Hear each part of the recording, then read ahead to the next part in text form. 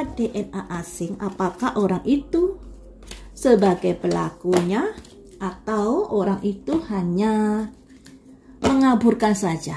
Jadi dua DNA asing itu tidak ada kaitannya dengan peristiwa pembunuhan, tapi ditetesi kayak begitu ya. Apakah seperti itu? Mari kita lihat di sini. Dua DNA asing yang masih belum ditemukan siapa pemiliknya, apakah juga bagian dari pelaku malam itu dua DNA asing? Ada sinergi teman-teman. Jadi ada keterkaitan dengan peristiwa malam itu. Makanya jangan diabaikan. Harus ketemu DNA asing ini milik siapa. Selanjutnya, blessing. Dengan ditemukan dua DNA asing milik siapa, kasus ini menjadi terang. Selanjutnya, ada bagian dari DNA karma.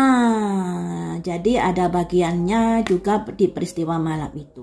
Jadi dua DNA asing itu ada sinergi. Nah, sinergi berarti ada hubungannya, ada keterkaitan dengan peristiwa malam itu.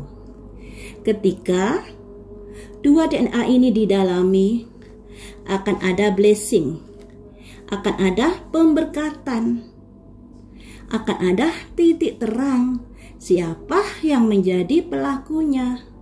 Dan di sini juga ada karma. Siapa yang berbuat pasti akan menuai karmanya. Jadi jangan dibiarkan begitu saja terkait dua DNA itu.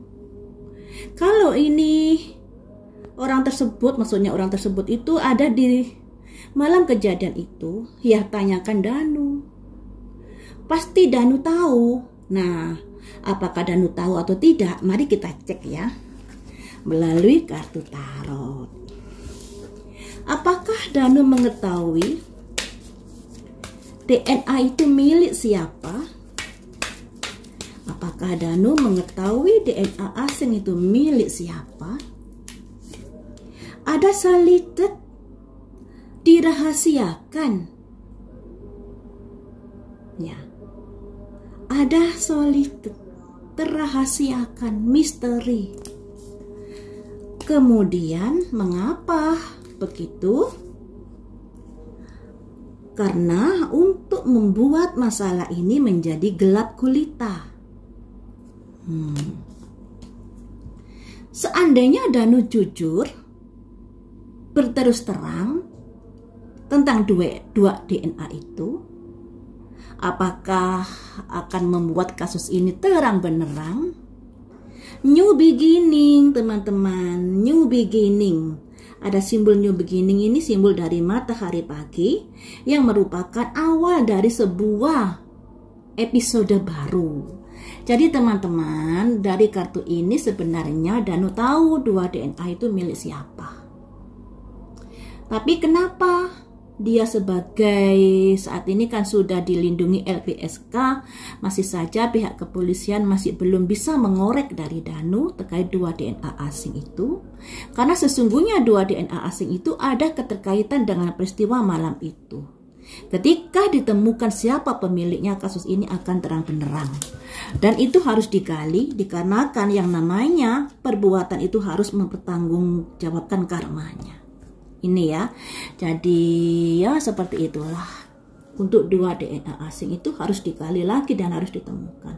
Seandainya dua DNA asing ini dilompati sesuai dengan keterangan Ibu Sumi Hastri, karena dua DNA asing ini sulit untuk ditemukan siapa pemiliknya, apakah bisa dilompati begitu saja dalam persidangan nanti? Ketika dilompati dua DNA asing itu, apakah prospek persidangan nanti seperti apa ya prospeknya? Ada simbol emergensi teman-teman, gawat, keadaan darurat. Jadi apa ya, lebih baik dua DNA asing ini ditemukan siapa, punya siapa. Karena ketika dua DNA asing belum ditemukan kemudian sampai disidangkan, ada kondisi emergensi, kondisi keadaan darurat. Selanjutnya, mengapa bisa begitu? Karena ada peristiwa pembunuhan generasi anak ibu. Nah, di sini ada simbol emergensi terkait dari kematian 2 korban. Selanjutnya, harus ada pemurnian. Nah, makanya ini harus benar-benar digali. 2 DNA itu milik siapa? Karena dengan 2 DNA itu ketika ditemukan siapa gerangan yang punya, masalah ini menjadi terang benderang. Dan sebenarnya Danu juga mengetahui kenapa dia bungkam, dikarenakan dia ya mungkin karena apa ya? Karena di sini ada pemikiran-pemikiran untuk membuat gelap dari kasus ini. Dan ketika Danu berbicara akan ada new beginning. Nah, ingin saya gali lagi, mengapa Danu dibiarkan diam? Mengapa Danu dibiarkan diam terkait DNA asing itu?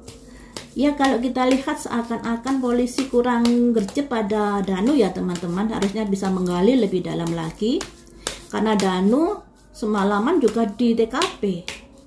DNA asing itu, apakah Danu ada ketakutan untuk berbicara?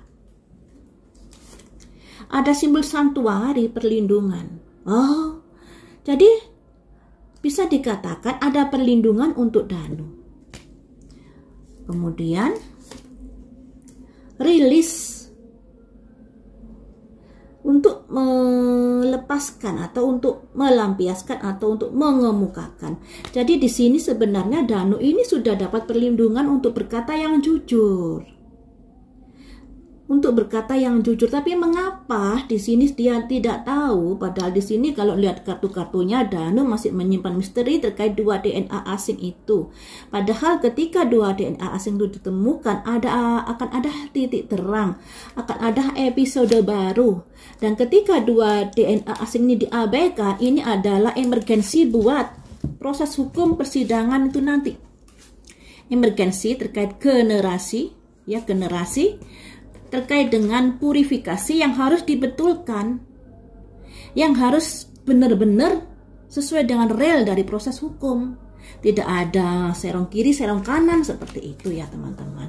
Nah, disinilah semoga Danu diberi pencerahan di dalam hatinya untuk mau mengungkapkan siapa DNA asing itu.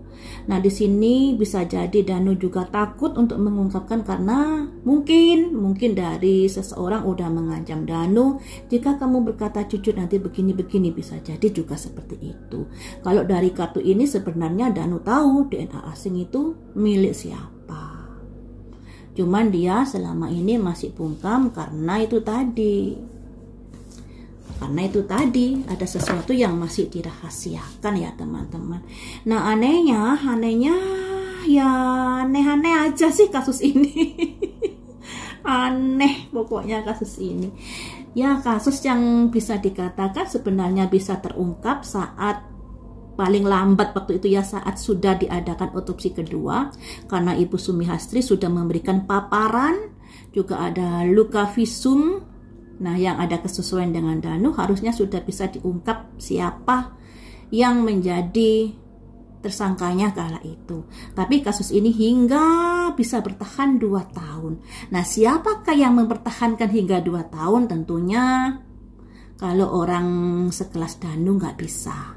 Kalau orang sekelas Yosep atau Yoris nggak bisa. Pasti ada campur tangan orang-orang besar di atas mereka yang ikut andil dalam menutupi kasus ini. Ya, seperti itu ya teman-teman. Kita doakan saja semoga ada titik terang, tidak buram lagi, tidak abu-abu lagi, karena sekalipun Danu sudah ditetapkan dilindungi LPSK, tetapi kasus ini masih abu-abu. Nyatanya Danu masih bungkam terkait 2 DNA.